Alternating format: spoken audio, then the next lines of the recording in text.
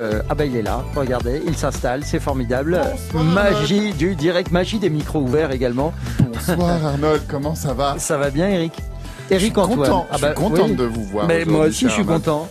Alors je parlais d'un phénomène très particulier que sont les embouteillages, beaucoup de gens connaissent. Oui. Vous étiez déjà tombé dedans et ça c'est ma première question Eric Antoine. Mais je me demande si même ça ne nous est pas déjà arrivé lors d'une de vos précédentes invitations. Ah bah alors c'est une habitude. Non mais tout d'un coup j'ai eu une sensation de déjà vu de courir dans les couloirs comme ça de Radio France. Mais est-ce que votre vie n'est pas entièrement faite de sensations de déjà vu? C'est possible ou de sensations aussi d'être toujours un petit peu pressé par le temps. Oui c'est vrai. Il y a une récurrence là-dedans, il y a quelque chose assez étonnant. Mais je suis vraiment content. Je suis content de vous voir. C'est vrai que je vous aime beaucoup, vous savez. Hein. Oh, mais arrêtez. Parce que non, mais je sais pas. Vous avez un sens de l'interview. Vous préparez, vous travaillez, vous êtes généreux, vous savez accueillir. On est bien, on est bien. Il sait vraiment se faire pardonner. Il est formidable, Eric Antoine. Bon, mais en tout cas, on est ravis de vous avoir. Heureusement que vous êtes là parce que vraiment, moi, j'ai plein de questions à vous poser sur ce nouveau spectacle. On peut appeler ça un spectacle. Ah, mais c'est vraiment un nouveau spectacle. Connexion, donc. C'est vraiment un nouveau spectacle à part entière. Alors, c'est une nouvelle forme, mais c'est aussi un nouveau fond. Il y a tout. Il y a tout. Eh ben, écoutez, on va se entrer dans le détail par rapport à ce spectacle. Pourquoi avoir choisi justement un spectacle en ligne, Eric Antoine? Pourquoi avez-vous choisi justement l'internet plutôt que la diffusion télé? Pour plusieurs choses. C'est-à-dire qu'il y a un éloignement évident des gens en ce moment du fait de ces confinements, de ces couvre-feux à répétition. Ouais. Et l'idée, pour moi, du spectacle, c'est de rapprocher les gens, de les faire communier. Bien sûr. De les connecter. La télévision, on est témoin de quelque chose qui arrive en face de nous. On est passif, en fait. Et on est dans une position de passivité. Ouais. Alors que là, l'idée, c'est que la magie arrive chez vous. Donc, par exemple, je demande à tous les spectateurs connectés de se munir de certains objets, de venir avec leur livre préféré, qu'ils auraient peut-être envie de partager avec les gens, de venir avec un objet qui a du sens pour eux, qui est un souvenir de voyage, de venir avec un rouleau de papier toilette, parce que je vais leur apprendre comment déchirer et le reconstituer, comme ça ils n'auront plus jamais à sauter sur le PQ. Non, c'est pas vrai, ça. Si, je te jure. Non, c'est vrai. Oui, j'apprends des tours de magie et en même temps je leur fais. Et l'idée, c'est de se retrouver finalement autour d'un spectacle et aussi de se connecter au travers de cet outil digital, c'est-à-dire d'avoir des lectures dans la pensée des uns des autres, ou alors de penser tous ensemble à la même chose exactement au même moment. Ah, ça va m'énerver, ça, ce genre de spectacle-là, ça va, parce qu'on est trop derrière son écran à se dire, mais comment fait-il? C'est ça qui est agaçant. Ce que j'ai envie, c'est que justement derrière chaque écran, il se passe quelque chose. Et puis bien sûr, c'est aussi pour répondre à l'idée qu'il y a des gens qui ne peuvent pas se déplacer, confinement ou pas confinement. Il y a des personnes en position de solitude, de handicap, aussi de manque de moyens financiers. Et puis de contraintes sanitaires, de les 20 contraintes kilomètres. Sanitaires, de contraintes géographiques, absolument. Bien sûr. Et je me suis dit, même l'objet, finalement, la forme de cet objet, elle est importante quel que soit le moment. Parce que ce confinement qu'on a tous vécu, il nous fait aussi prendre conscience de nos copains qui sont en situation de handicap, qui peuvent pas bouger de chez eux, qui peuvent pas aller voir des spectacles, etc. Donc en fait, on s'est mis aussi, en vivant ça, on s'est mis à la place de beaucoup d'autres personnes qui sont plus isolées que nous. Alors le spectacle s'intitule Connexion. Il sera, je le rappelle, visible pour 19 représentations en direct. Pour commencer, on va voir si ça marche bien. Voilà. Peut-être on prolongera. Via l'application Zoom, c'est ça? Exactement. Et ça démarre le 12, c'est-à-dire samedi. C'est ça. Pour se terminer le 27 décembre. Absolument. Vous allez en manger du Eric Antoine. Voilà ce que ça donne. Écoutez. Salut les amis. Cette petite vidéo pour vous dire que nous avons créé, parce qu'il y a toute une bande, un spectacle écrit spécialement pour l'outil digital. Oui, c'est des termes un petit peu barbares, mais c'est comme ça. Il y a un spectacle qui va nous connecter les uns avec les autres, quelle que soit notre distance. La magie va rentrer chez vous, de chez vous à chez moi. Je vous embrasse et je vous dis à bientôt. Vous pouvez trouver toutes les infos sur mon site internet ericantoine.com. Ah ben voilà. À vite. Et ben voilà, Eric Antoine.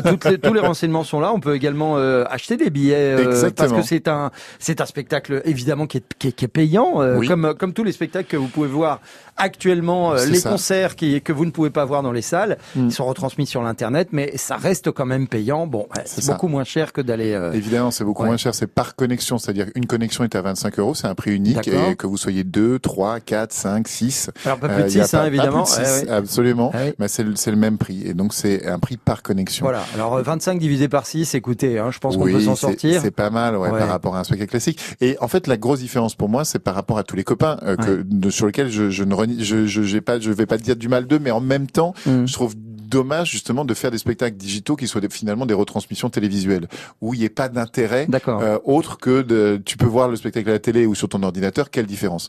Et moi j'avais envie de créer un spectacle où on peut tous se voir en même temps. Un spectacle qui évolue avec les spectateurs, comme du vrai live. Et pour beaucoup de spectacles digitaux, par exemple, on peut juste changer l'angle de caméra, ou alors il y a 10 spectateurs privilégiés qui, eux, vont être en contact direct avec l'artiste, mais les autres vont regarder la télé. Et là, la plateforme Zoom et les technologies qu'on a nous aussi ajoutées font que je peux être connecté avec tout le monde, je peux voir tout le monde peut se voir et chacun des spectateurs va vivre au moins une expérience magique avec moi et peut-être certains plusieurs et vont les vivre avec les autres spectateurs. Alors on m'informe que justement les copains que vous évoquiez, Eric Antoine, après vos propos ne sont plus vos copains. Paraît-il. Je ne sais pas. Non, mais c'est bien qu'il y ait un explorateur. J'explore. On s'est pris la tête aussi évidemment sur la partie technique. Alors juste à ce propos, la partie technique très rapidement, Eric Antoine, au niveau de la connexion Internet. Est-ce qu'il faut avoir un truc qui envoie quand même certaines patates il faut au minimum de la DSL, du haut débit. Voilà, ADSL, il faut du haut débit ou de la fibre évidemment, c'est l'idéal, mais la DSL suffit aussi. En fait, dès le moment où vous avez une plateforme sur laquelle vous regardez, vous visionnez en direct et toutes les plateformes Netflix et autres, vous savez que ça fonctionne aussi pour Zoom. C'est via l'application Zoom, comme vous venez de le préciser, Eric Antoine. Ça démarre donc ce samedi, le 12 décembre. Vous avez jusqu'au 27 décembre pour passer une belle soirée en famille. Parce que, Et je vais jouer pendant les vacances à 16h et à 20h. Et donc deux bonnes raisons, en plus de vous connecter. Pour Connexion, le nouveau spectacle d'Eric Antoine, notre invité jusqu'à 20h. Accès direct. Accès direct ce soir avec un grand invité parce que vous avez de nombreuses qualités, Eric Antoine, on les connaît. Moi qui suis grand, je vais vous dire la vérité, ça m'énerve toujours quand je croise plus grand que moi. J'éprouve exactement la même chose. Voilà. Et puis j'éprouve la même chose pour les gens plus intelligents, plus beaux. En gros, je suis énervé tout le temps. Écoutez, il est colère tout le temps, mais en tout cas, vous allez le voir vraiment détendu pour son nouveau show Connexion. C'est à suivre sur l'internet grâce à l'application Zoom. On en parlait il y a quelques instants. Vous la téléchargez sur vos tablettes, smartphones, sur ce qu'on veut en fait, ordinateur. Et puis vous vous connectez. Ou Smart TV d'ailleurs. Ou Smart TV, ça fonctionne aussi. Oui, absolument. Alors c'est 16h et 20h tous les jours à partir de samedi. On est bien d'accord. À partir du 18. D'accord. Voilà. Cette semaine, on est en phase rodage. En fait, ce sont les premières. Et la semaine prochaine, à partir du début des vacances, on jouera 2 fois par jour. Voilà, comme ça vous pouvez regarder en famille. Évidemment que de votre part, Eric Antoine, on s'attend à de la magie. Évidemment. Ça, vous pourrez pas vous en échapper de la... non, et puis j'ai aucune envie de m'échapper de ça. Ça a été, j'ai envie de dire, la chance de ma vie que de posséder cet art, que d'en être curieux et passionné. Évidemment, c'est aussi l'humour qui est là presque plus quelque chose d'inné. C'est une famille où tout le monde se foutait de la gueule de tout le monde. Donc, quand tout le monde rit de toi toute ta vie, t'as bien envie de rire du monde et de continuer de rire de toi. Donc, c'est ces deux passions que sont le rire d'un côté et la magie de l'autre qui ont fait ma chance. C'est au niveau de l'écriture d'un spectacle comme ça et de vos anciens spectacles également, où vous pratiquez beaucoup l'autodérision. Est-ce que lorsqu'on écrit, il est facile de prendre du recul par rapport à soi, Eric Antoine? Est-ce qu'on peut finalement être dans le vrai en se moquant de soi-même? Est-ce qu'il n'y a pas une espèce de système de défense qui fait que oh non, je peux pas dire ça de moi quand même, j'ai quand même un ego?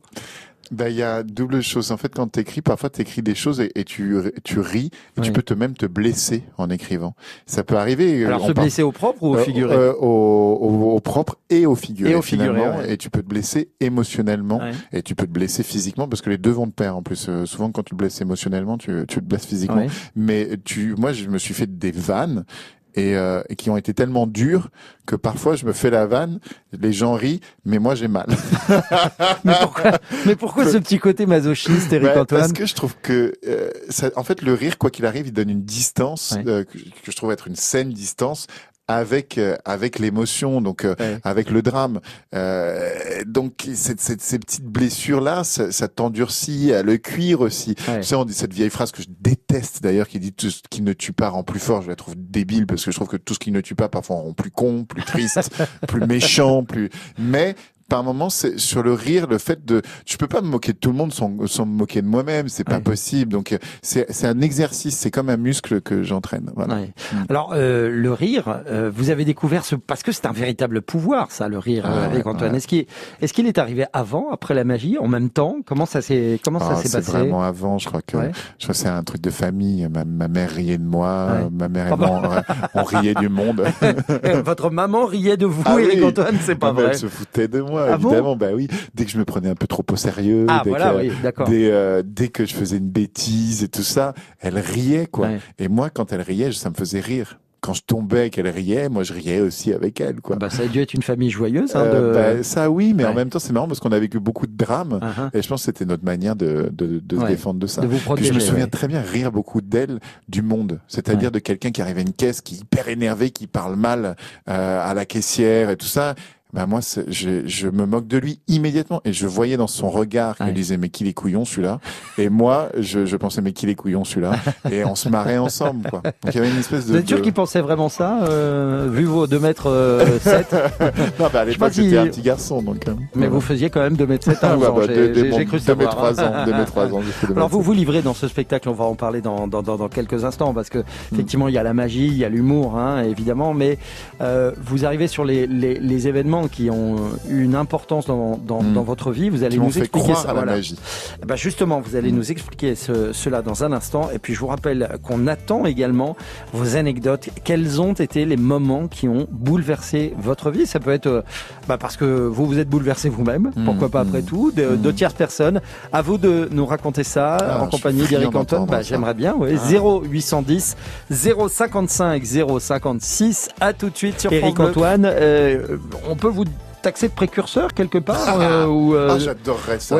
J'adorerais. Espèce de précurseur. J'adorerais ça. Mais là, j'espère qu'encore une fois, je fais un pas en avant. Il y a plusieurs explorateurs en ce moment sur le monde digital, mais j'espère que la forme que j'ai choisie, les technologies que j'amène, et le fait que tout le monde puisse voir, que tout le monde puisse interagir, qu'on puisse finalement interagir peut-être encore plus que dans une salle de spectacle, soit vraiment. Oui, parce que dans la salle de spectacle, si vous aviez joué votre spectacle connexion sur scène avec un public devant vous, effectivement l'interaction, le fait que les gens vous répondent, que vous leur demandiez très souvent comme ça va être là dans le. J'aurais pas pu leur demander tous de prendre un rouleau de papier toilette chez eux et de le déchirer, de le reconstituer avec moi. J'aurais pas pu leur demander tous de se munir de leur livre préféré et de me donner leurs mots préférés, de le deviner, de le faire passer à d'autres spectateurs. Non, c'est pour ça que je trouve que ce show, il était intéressant pour moi en écriture, c'est qu'il est spécifique et que finalement je peux y faire des choses que je ne peux pas faire sur scène. Alors que depuis le début, on n'arrête pas de ne pas pouvoir faire des choses qu'on fait d'habitude. Mais là, ça y est, je fais des choses que je ne peux pas.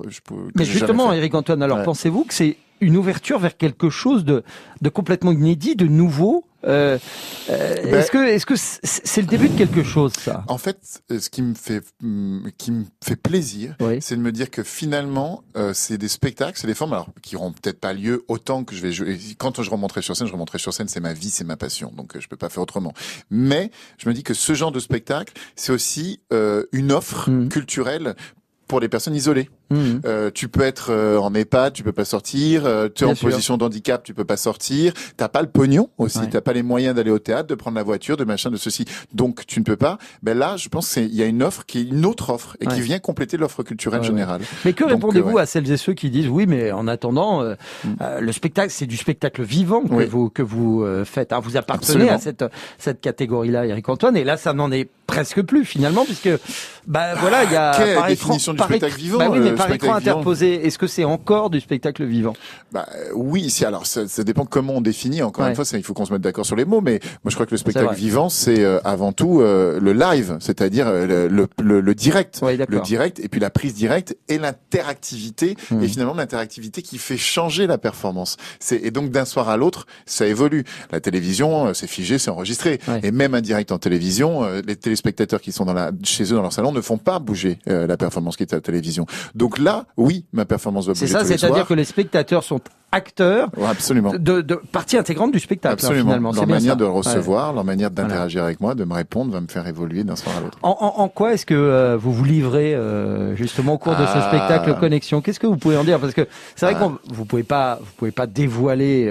Non, mais en fait, j'ai écrit sur un thème qui est le thème de la synchronicité. La synchronicité, c'est deux événements qui a priori n'ont rien à voir, qui n'ont aucune chance d'arriver ensemble, et qui pourtant arrivent ensemble. Et l'observateur qui observe ces deux événements, ça lui fait changer peut-être parfois un sentiment, son émotion, son état, et parfois jusqu'à changer carrément d'avis sur le monde, sur la vie. Ça vous est arrivé à vous-même, moi, ça m'est Eric arrivé Antoine, quelques fois. Vous auriez un exemple à partager? Une des plus fortes qui m'est arrivée, c'est au moment de la mort de ma mère en 2009, qui s'appelait Françoise. La première fois que j'étais sur sa tombe, mon téléphone s'est mis à sonner. J'ai eu un mal, j'avais aucune envie de parler, et c'est comme si machinalement il fallait que je décroche. Et je décroche et j'entends allô, c'est Françoise. Et là, c'est Françoise Coquet, la productrice de Michel Drucker. Et elle me dit cette phrase merveilleuse et drôle. Elle me dit, on aimerait t'essayer. Alors moi, j'explose de rire, je passais des larmes au rire. Et une Françoise qui part et une autre qui arrive. Et ça, ces deux occurrences-là, ces deux événements qui statistiquement avaient quand même très peu de chances d'arriver en même temps, mais c'était pour moi un signe extraordinaire. Et moi qui suis magicien et qui passe mon temps à chercher les raisons pourquoi, comment ça marche. C'est mon obsession en tant que magicien. C'est je vois un truc, je vois un événement, je vois de l'extraordinaire et je cherche l'explication. C'est une expression qu'on a d'ailleurs tous mes collègues et moi, on partage ça, c'est comment ça marche. Et là, je me pose la question comment ça marche. J'ai pas de réponse et ça me fait croire à la magie. Et ça, c'est ce sentiment-là de synchronicité avec le monde. Tout à l'heure, c'est très drôle. On était dans le studio et Arnold me dit "Oh, ça va, je suis à Radio France, ça va plutôt." Et au moment où il dit ça, t'as un panneau derrière de France Bleu qui se pète la gueule. Vrai. Et ça, je trouve ça tellement drôle. Moi, je trouve ça flippant. Vous voyez, c'est vraiment une affaire de personnalité. Moi, je trouve ça peur, très drôle. Moi, ça me fait peur. Je pense que Radio France a été construite sur un cimetière indien. Et que c'est les esprits frappeurs qui viennent nous voir. On se retrouve dans un instant avec Eric Antoine. Il a plein de choses à vous raconter encore. Vous ne bougez surtout pas parce que ce nouveau spectacle, à mon avis, va faire vraiment parler de lui, tel qu'on vous connaît, tel qu'on aime votre personnalité, Eric Antoine.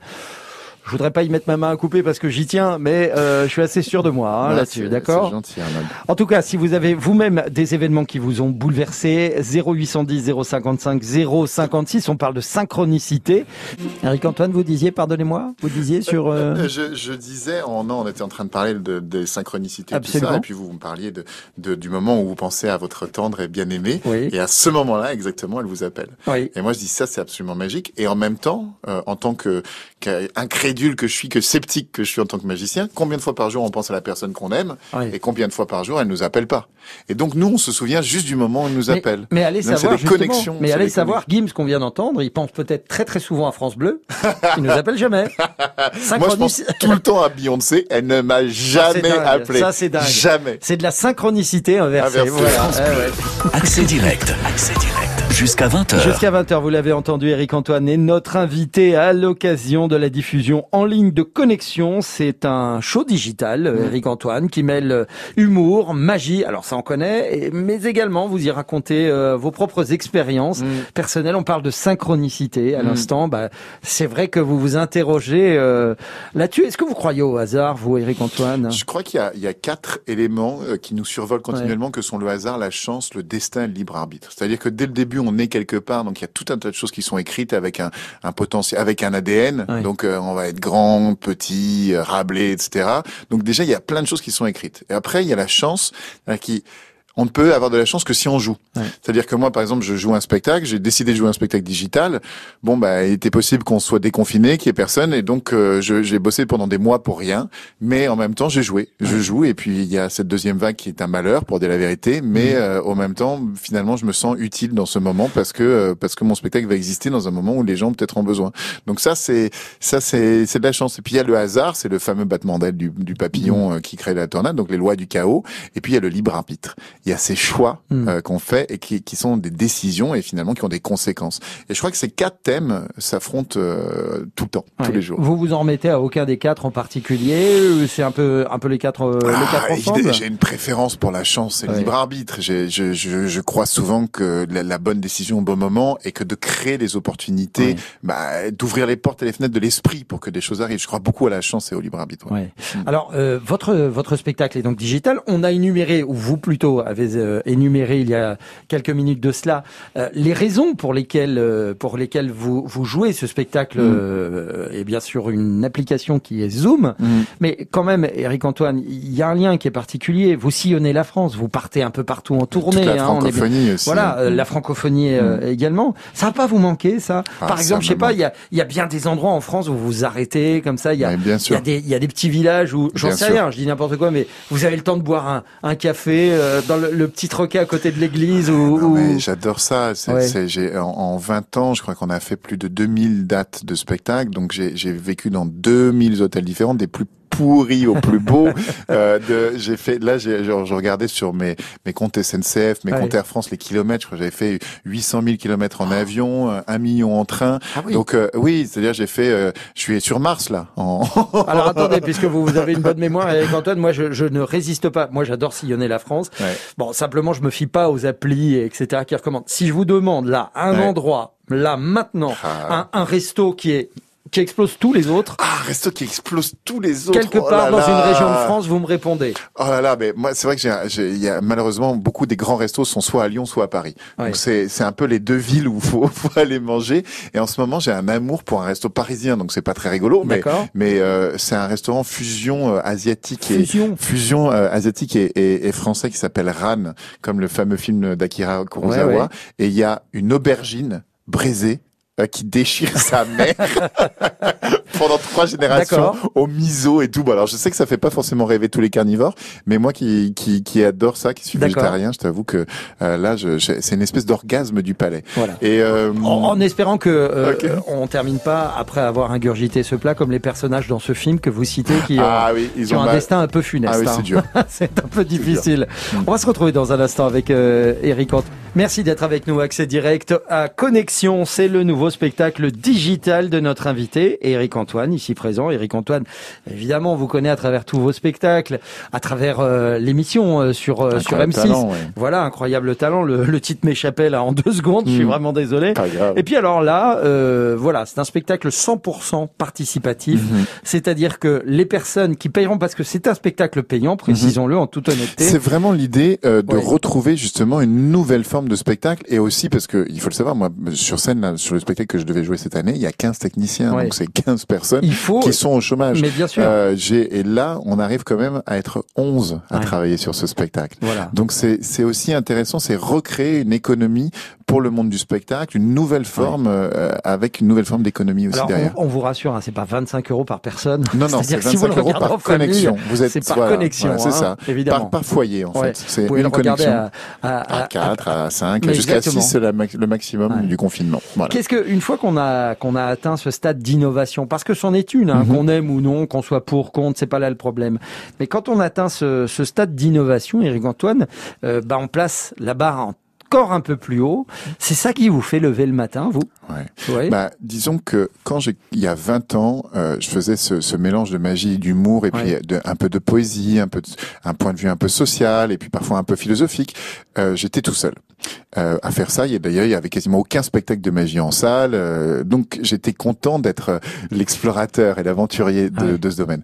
Il y a 5-6 ans, il y a tout un tas de magiciens qui sont arrivés, très très bons, les uns que les autres. Arthur, on a produit une partie, on les voit sur les émissions d'Arthur, et je me dis, mais qu'est-ce que je fais maintenant qui me différencie? Alors, oui, c'est pas les mêmes, ils ont pas la même écriture, ils ont pas la même pensée, mais ils ont compris ce que c'est que le croisement des genres. Ils ont compris que la magie, elle a besoin d'une narration, elle a besoin d'une modernité dans le propos, d'un rapport. Donc ça, ils l'ont compris. Et Éric-Antoine, on peut plus aujourd'hui, quand on souhaite être prestidigitateur, on peut plus arriver comme ça avec, on met le une femme dans les lapins, et on coupe une femme en deux. C'est fini, ça. Pour moi, c'est fini, mais ça l'est pas. En même temps, c'est comme le musée, c'est-à-dire que où le classicisme, c'est important qu'il y ait des gens qui jouent classique. C'est donc si ça doit exister, le classique doit exister, mais un art doit évoluer, donc il doit évoluer avec son temps. Il y a eu par exemple ce qu'on appelle la street magic qui est apparu il y a 10 ans. Les mecs étaient en basket, en t-shirt et font de la magie dans la rue. Ça a mis un coup de claque, un coup de jeune, je veux dire, à plein de magiciens de penser autour de la magie. Parce que la magie dans la rue, pour moi, c'est les gars qui jouent au bonto et qui nous piquent 50 euros. C'est pas la même chose. C'est des escrocs, mais c'est des escrocs malhonnêtes. Nous, on est des escrocs honnêtes. On fait ça pour votre plaisir. Mais vous êtes tout de même des escrocs. On s'arrête 2 petites secondes sur ce mot que vous venez de prononcer, le libre arbitre. Parce qu'on vous trompe. On vous trompe, on est là pour vous tromper. Vous savez très bien qu'on n'est pas de vrais magiciens. Vous savez très bien qu'on a travaillé pendant des années, soit notre dextérité, soit la manipulation mentale, soit psychologique, qu'on maîtrise aussi, je dirais, les imperfections sensorielles de l'être humain. C'est-à-dire, on sait que la vue, on peut la tromper comme ça, que le toucher, on peut le tromper comme ça, etc. Et donc, ce savoir-faire, vous en êtes conscient. Même si vous avez pas, vous avez votre savoir-faire et nous le nôtre. Mais voilà. Eric-Antoine, qui vous apprend ça, justement, la manipulation par la vue, embrouiller la vue, le toucher? Qui? Il y a pas d'école. On est d'accord, il n'y a pas Poudlard, il n'y a pas. Malheureusement, il n'y a pas de grande école, mais ça y est, il commence à avoir des formations. C'est-à-dire au sein, par exemple, si on parle vraiment de manière très pro, il y a par exemple un premier diplôme d'État qui est à Paris, au Double Fond, qui forme à la magie. Il y a des formations très intéressantes au CNAC, le Centre national des arts du cirque, qui forme aussi à une certaine forme de magie, ce qu'on appelle la magie nouvelle. Donc il y a des formations. Oui, mais c'est vrai que c'est des. Moi, je suis un autodidacte comme 99,9% des magiciens. Mais vers qui vous êtes-vous tourné au moment où ça vous chatouillait la magie, Eric-Antoine? Ouvrage. La grande majorité du savoir magique, il est dans des livres et aussi beaucoup dans des vidéos. Donc au démarrage, c'est facile de regarder des vidéos. Il y avait à mon époque, il y avait des VHS, il y avait des DVD qu'on achetait dans les boutiques des arrêts sur image, etc. Les boutiques de magie, en fait. On va acheter une VHS ou un DVD dans les boutiques de magie. Mais lorsque vous regardiez ces vidéos pour apprendre justement, c'est pas facile de repérer la manipulation. Justement, un prestidigitateur, c'est quelqu'un qui est vidéos qui sont faites pour les amateurs, puis les intermédiaires, puis les professionnels, où on apprend. Et puis les vrais magiciens, les magiciens professionnels, eux maintenant, ils ont dépassé tous ces gammes-là et ils créent eux-mêmes leur propre tour. Donc ceux-là, on ne les apprend pas. Par exemple, moi, les tours que j'ai créés, je les transmets pas. C'est mes tours. Évidemment, d'autres magiciens devinent comment j'ai fait, mais c'est. Et ça vous manque pas parce que dans plein de métiers, c'est plein de professions qui s'articulent autour de justement ce phénomène de transmission. On transmet. Et ça vous manque pas, ça? En fait, c'est marrant parce que je dirais qu'il y a des cercles dans le monde de la magie. Par exemple, il y a un homme qui s'appelle Raphaël Navarro et plusieurs autres personnes qui ont créé le mouvement de la magie nouvelle. Et un des mouvements de la magie nouvelle, c'est la collaboration. C'est-à-dire dès que tu trouves quelque chose, tu le partages avec tout ton cercle et comme ça on fait évoluer la magie tous ensemble. Donc moi je fais partie de ce groupe par moment et donc tout ce que je trouve techniquement, je leur donne et je leur dis voilà, et eux ce qu'ils trouvent techniquement, ils m'expliquent et ça fait avancer notre art. On va dire que c'est plus un partage qu'une transmission réelle. On est en partage. Voilà, vous partagez vos pairs. La notion de voilà, je partage avec mes pairs, mais la notion de transmission vraiment, enfin de pédagogie, c'est-à-dire aux jeunes, ça se fait un petit peu dans la magie au sein des clubs de la FAP, la Fédération Française d'Artistes Prestidigitateurs. Eric-Antoine est avec vous jusqu'à 20h. Nous parlons de connexion, spectacle digital, visible dès samedi prochain, le 12.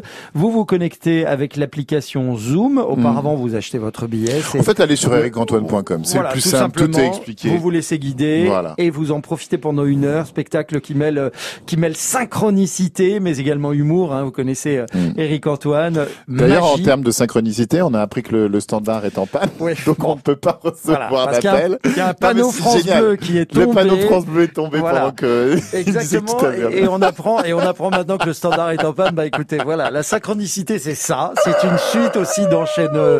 C'est ça qui est drôle. Oui, c'est ça qui est drôle. Ou pas. C'est selon... Moi, je trouve ça drôle. Non, parce que vous rentrez chez vous, moi Vous êtes obligé de continuer ici. Voilà, absolument. Eric-Antoine, vous qui êtes... Vous avez innové avec ce spectacle, on l'a vu, vous êtes plutôt quelqu'un qui regarde vers l'avant plutôt qu'en arrière.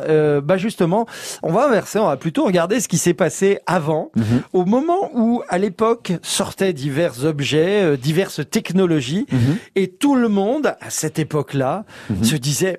Mais c'est ça le futur finalement. Je vais vous faire écouter des sons. Alors c'est pas vraiment un quiz. Je vous demanderai plus de réagir. Le premier son, j'attends votre réaction. Écoutez. J'adore. Vous vous rappelez de ce que mais c'est, je me souviens de ce son. C'était les premières connexions à ADSL à 52 kilooctets. À 56K. Et on branchait notre modem et tout, et l'ordinateur. Et enfin, on entendait ce bruit et on savait que quand ce bruit était là, ça voulait dire qu'on était connecté à l'Internet. À l'Internet. L'ICOS va chercher. Vous vous rappelez de ça aussi? Absolument, bien sûr. Alors, l'Internet à cette époque, pour charger une page, quand même, il fallait du temps. Ah oui, ça prenait un temps. Oui. Mais vous, est-ce que vous étiez déjà dans le monde de la prestidigitation? Est-ce que vous écriviez déjà? Et si de quelle époque ça date, ça? Allez, on va dire 95, 94 peut-être. J'étais un tout jeune homme à cette période, donc oui, je faisais déjà de la magie, mais de manière très bricolage, c'est-à-dire que je faisais de la magie dans les bars, je faisais les goûters d'enfants. Et vous considériez ça, justement, ces connexions Internet, comme étant quelque chose de magique, après tout? Ce qui m'interpellait très fort, en fait, il y avait plusieurs choses qui étaient intéressantes. Moi, à l'époque, je faisais de la magie dans tous les coins de France et en particulier à Paris et dans sa banlieue. Et donc, je me souviens de l'utilisation de Mappy. Mappy, c'était ça donnait le trajet le plus simple. Il fallait l'imprimer. Et il fallait l'imprimer. Et j'avais une moto et j'imprimais. Donc, j'allais sur Internet, j'allais imprimer Mappy et je mettais ça, je collais ça sur le réservoir de ma moto et ça me permettait d'aller à un goûter d'enfants sans me planter 10 fois, sans sortir le plan, sans tout ça. Donc, pour moi, c'était énorme. Ça m'a facilité la vie. Vous en avez loupé quelques-uns par temps de pluie parce que quand même sur le réservoir. Mais je mettais un truc plastique. Évidemment, je mettais la carte dans du plastique. Le son suivant. Ça doit être les premiers Nokia, non? Exactement, bravo, c'est la sonnerie du Nokia 3310. On était, c'était une petite révolution tout de même. Oui, c'était le premier vrai téléphone portable. Mais je me souviens, j'avais même un Bebop, je crois, avant. Et avant, j'avais un pager. Donc le Bebop, c'était génial parce qu'en fait, t'avais des bornes à Paris sous certains réverbères. Il y avait un petit logo blanc et bleu et vert, et il fallait que tu sois à côté de ce réverbère pour pouvoir capter. Et avant, j'avais le pager, c'était donc comme les médecins dans les séries, tu sais, où ils reçoivent un petit message sur le pager. Message, c'est ça, C'était l'ancêtre du Tamagotchi presque. Allez, un dernier son rapidement. Ça, c'est quand je range mal ma cuisine. Presque. On n'est pas loin. Ça, c'était le cryptage de Canal+. Mais bien sûr. Bien sûr. On y regardait des films quand j'avais pas l'abonnement. Je regardais. Voilà. Avec la passoire et tout comme tout le monde. Merci beaucoup, Eric Antoine, d'être venu nous voir. Arnaud. Je rappelle, Connexion, votre nouveau spectacle digital. Ça démarre ce samedi. Passez un bon moment en famille, vraiment, vous n'allez pas le regretter parce qu'Eric Antoine est là aujourd'hui par les temps qui courent. Rigolez tous ensemble, passez un bon moment, oubliez les problèmes. On a tous besoin de ça. J'espère. Alors, on se connecte sur ericantoine.com. Vous achetez les billets pour la connexion. C'est une connexion pour toute la famille. Vous pouvez inviter des amis, il n'y a pas de problème. On croise les doigts, Eric Antoine, et puis je vous dis à bientôt. À bientôt, Arnaud. Merci de m'avoir accueilli. Merci.